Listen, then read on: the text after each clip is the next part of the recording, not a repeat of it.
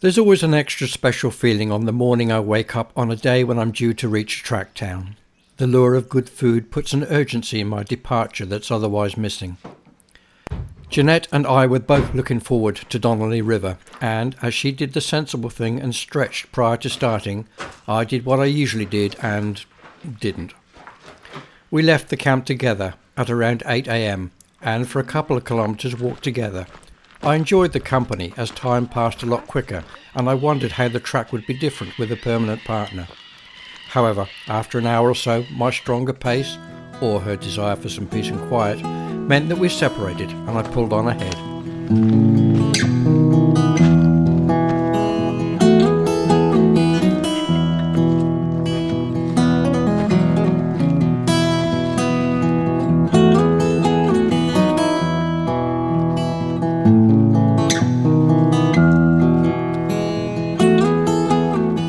Well, we set out from Gregory Brook campsite at about 8 o'clock. In an unusual move, Jeanette and I left at exactly the same time, and for the first couple of kilometres walked together down the path. Made a pleasant change. Well, I have to say, talking and walking at the same time puffs you out twice as fast. We've got a 22k walk today to Donnelly River village, where I have a room booked with a comfy bed and a shower and the promise of a hamburger on arrival. It's cool this morning, very cool, not cold. It's overcast and every now and again it spits a bit of rain on me. I'm really hoping that it stays that way and doesn't pour down. I have no idea what the weather forecast is, so I just don't know what to expect. Should be a fairly easy walk today. Map says that it's 90% downhill with a couple of bumps, one of which I've already done.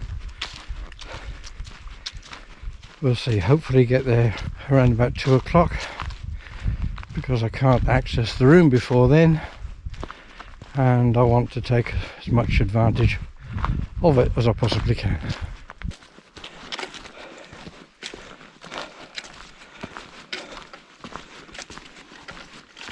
Well, it's exactly 9 o'clock and I've gone exactly 5k, so the math is easy. At this point I reached the first sign of civilization, the Brockman Highway. And as usual with these country roads, I'm going to have to be very careful how I cross it because it's going to be very busy. This time last week, Jill and I drove on this road, supplying boxes forward of where I am now. We did it a lot faster.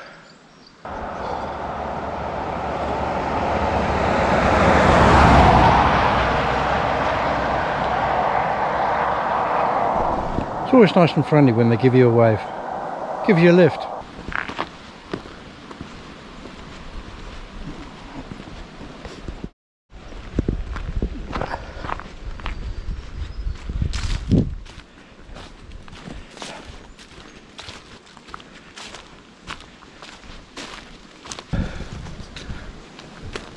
The wind is rising, the temperature is noticeably dropping, and the skies over there are getting noticeably greyer.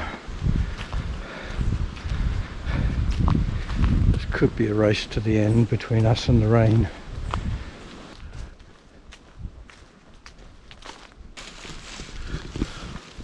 These are interesting. They marker trees, they call them. They carve out a piece of bark and then put a reference number on it.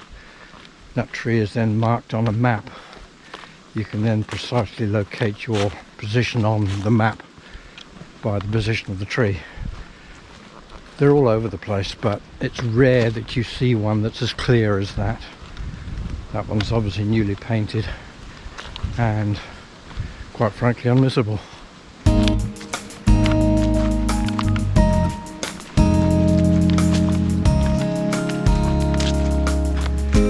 Should be a decent walk today. Most of the way is this gentle, easy downward slope. Gentle enough not to need the poles to apply the brakes, and sufficiently downhill to Let gravity do an awful lot of the work. If the whole track was like this, it'd be a dream.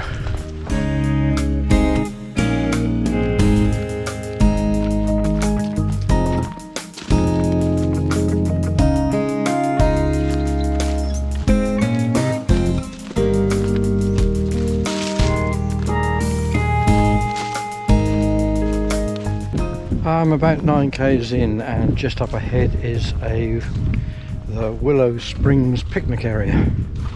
Apparently it's got some tables and chairs, toilets and facilities, and I might just take some time to have a break there. Be nice to get the pack off for 10 minutes, have a bite to eat and a drink. Rain's holding off for now, so hope it stays that way.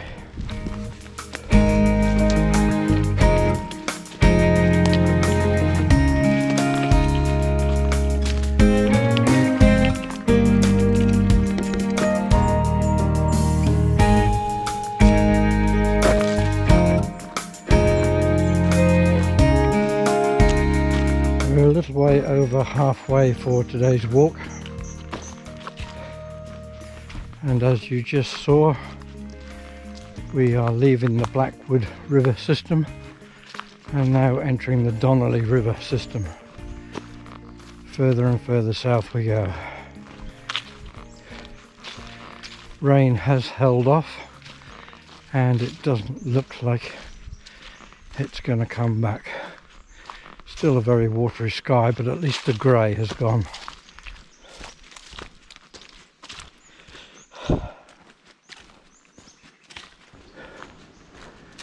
And having crossed into the Donnelly region, very soon afterwards we get to cross the Donnelly River.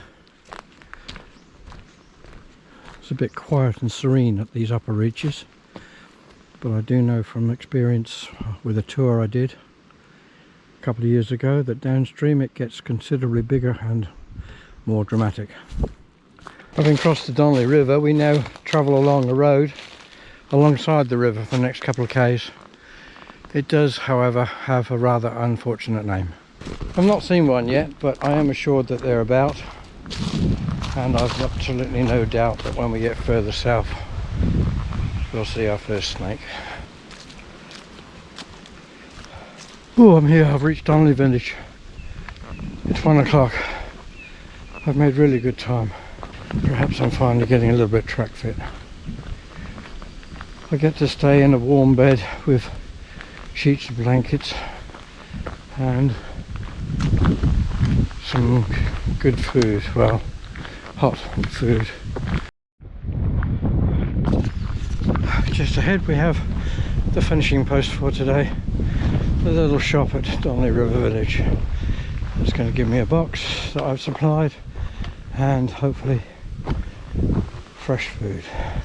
Donnelly River Village is a former timber mill town and present-day holiday village. First used as a timber mill in 1912 to cut cross arms and telegraph poles, it closed after just 2 years. Officially reopened in 1951, Donnelly River became the only steam-driven mill in the southwest.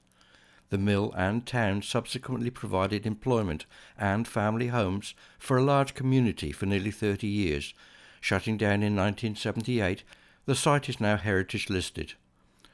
Cottages in the village, originally built for the timber mill workers, have been restored and now provide holiday accommodation, and the general store is open 7 days a week.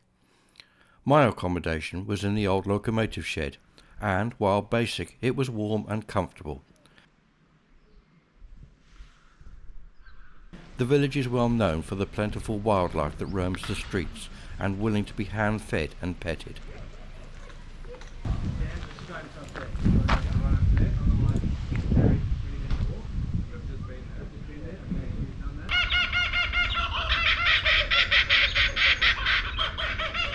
I'll pause here just for a quick note. You might remember that I had some troubles over the bass note I featured in the early part of the series. Now, I know we had a fair and democratic vote, and I know that the result was an overwhelming support for the bass note. However, a couple of voices have come down from on high, making it quite clear that the bass note is banned. So I hope you like the kookaburra.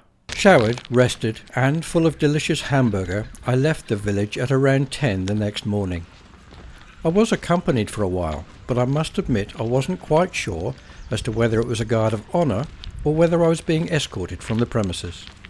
I'm just leaving Donnelly River. It's been a very pleasant rest, just for the afternoon, evening.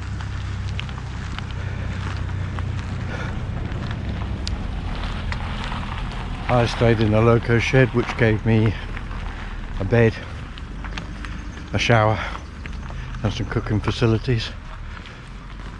Other than that, you can in fact stay in the shelters, which are bog standard Bibbulmun track shelters, which is a bit rustic when you've got proper facilities. Spent a very pleasant evening.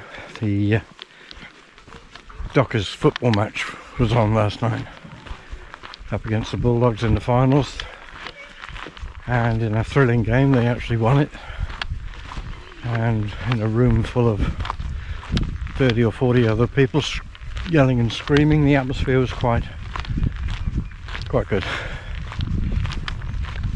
Today I walked to Tom Road.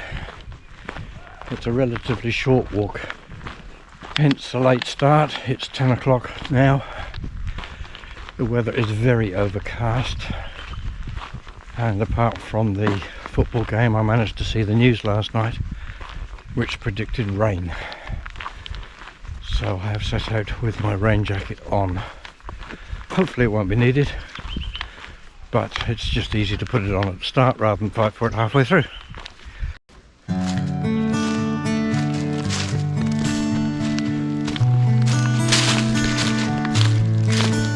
It's also noticeable here that we come across an old friend.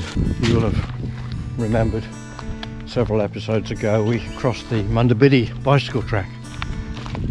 It's the bicycle track that goes from Perth to Albany along a different route to the Bibbulmun, but obviously going to the same place in the same sort of general direction. Every now and again they intersect, and for the first little section of this walk we and the Bibbulmun are together, so we could see some cyclists on the track.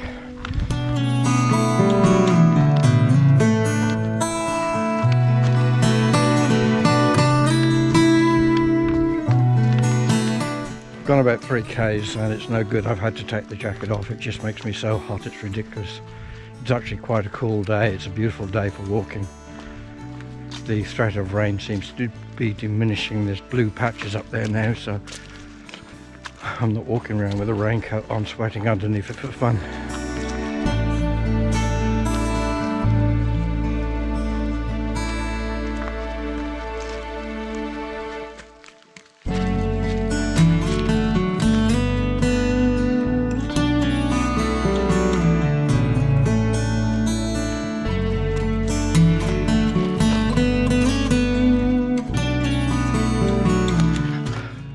Tom Road.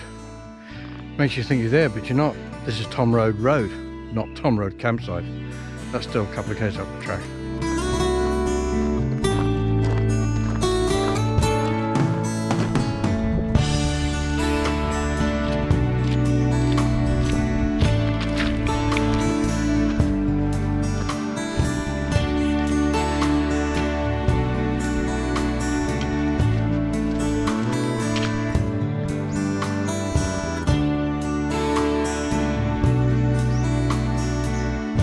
Another river crossing. This is the second time we've crossed this river today. It's our friend the Donnelly from yesterday.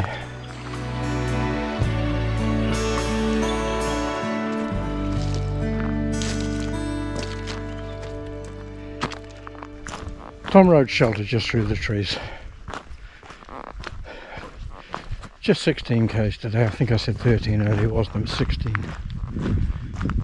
And yet I'm as tired at the end of 16 k's as I was yesterday at the end of 22. Can anybody explain that to me? I don't understand it. Now, Tom Road's going to be a complete mystery.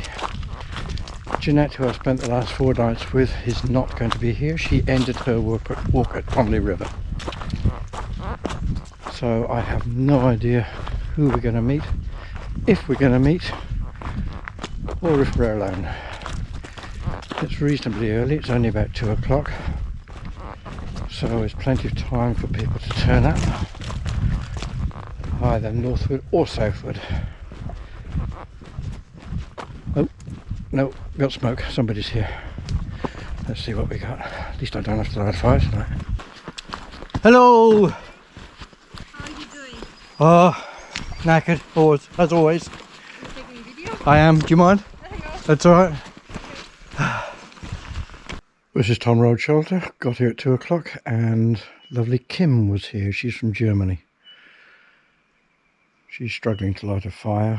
I think she's trying to do it with wet, damp wood. She hasn't seen the treasure that's around the corner. I've heard about these, but I thought they were mythical. That's a shelter with a supply of firewood and an axe to cut it with. Won't be any ferreting around for wood tonight. It's a beautiful little spot. It's dead quiet. There's either a pool or a lake or a very slow river at the bottom there. I don't go down there for a minute. Kim's down there bluting and I might get yelled at. We're surrounded by beautiful purple flowers that have just come out.